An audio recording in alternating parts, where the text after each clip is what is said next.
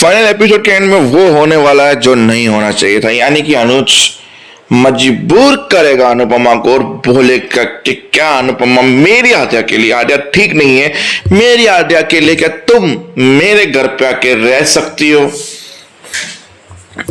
और अनुपमा तो वही महान है और हाँ बोल देगी, और जब घर पहुंचेगी तब आद्या का पहला सवाल यह होगा कि क्यों आई है ये औरत यहाँ पे, क्या चाहिए ही नहीं यहाँ पे। तब कैसे अपनी बेटी के दिल से नफरत निकालेगी और श्रुति को खड़ा करेगी और श्रुति को सच बताएगी कि वो मां नहीं बन सकती है। कैसे करेगी ये सब कुछ अनुपमा, वो अनुपमा ही जाने। साथ में सुपर ये शो जो चल रहा है कुकिंग का, डिम्पी का रोना धोना, बहुत कुछ है भाई। एपिसोड की स्टार्टिंग वनराज और उससे हुई, जो लड़का आया था डिम्पी का पति बनने के लिए, उनसे बातचीत हो रही थी। बा और काव्या साइड पे खड़े, मतलब काव्या और बाबूजी साइड पे खड़े के देख रहे थे वनराज की हरकतें। बा बैठ के वनराज की बातों की हाँ जी, हो जी, यस जी कर रहे थे। डिम्पी आई और देख रही थी कि बातें चल रही, पर डिम्पी दूर खड़ी थी। फिर वनराज ने कहा कि बा आरती की थाली ले आइए, टीका लगाइए और बना दीजिए इस घर का, मतलब सरनेम बोली, सरनेम से जी लगा दीजिए, जमाई जी। डिम्पी को थोड़ी देर के लिए ऐसा लगा कि शायद पाखी की बात चल रही है यहाँ पे। फिर नारियल वारियल दिया गया, तिलक लगाया गया, बा ने आरती की थाली की।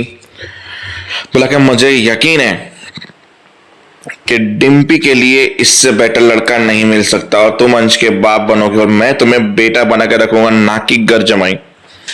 और डिम्पी को ये बात पता चली, अब उसको वरना छोड़ने का, वरना जैसे पीछे घुमा डिम्पी थी। डिम्पी बोलेगी देखो डिम्पी मेरी बात सुनो, मैं जो कर, बस पापा बस, कितना झूठ बोलोगे आप, मेरी जिंदगी के फैसले आप नहीं ले सकते हो, ना मैं आपको लेने दूंगी। आप पिता मानते हो ना मुझे, मतलब बेटी मानते हो, मैं आपकी बेटी जैसी हूं, तो प्लीज बाप बनने की कोशिश करिए ना, भगवान बनने की कोशिश क्यों कर रहे हैं। मुझे जैसे जीना है वैसे मैं जीऊंगी, जैसे करना है वैसे करूंगी। आपको लगता है कि मेरे लिए टिटू लड़का सही नहीं है तो टिटू से मैं शादी नहीं करूंगी, पर मैं किसी और से भी शादी नहीं करूंगी। बा ने बोला मैं उसकी बात सुन ले, बोला बा प्लीज आप वनराज की भाषा बोलना बंद कीजिए, पापा की भाषा बोलना बंद कीजिए। उन दोनों को सुना के वो चली गई। फिर बाई बोला परेशान हो, बोला मैं इतना सब कुछ अच्छा करता हूँ, लोगों को क्यों समझ में नहीं आ रहा हूँ। डिम्पी कमरा बंद करके रो रही है। फिर अनुपमा का फोन कर रही, अनुपमा को, अनुपमा वैसे ही परेशान थी, अनुपमा को फोन किया। बोला क्या हुआ डिम्पी, बोला पापा ने धोखा दिया। बोला मुझे पता था ये मिस्टर शाह कुछ ऐसा ही करेंगे।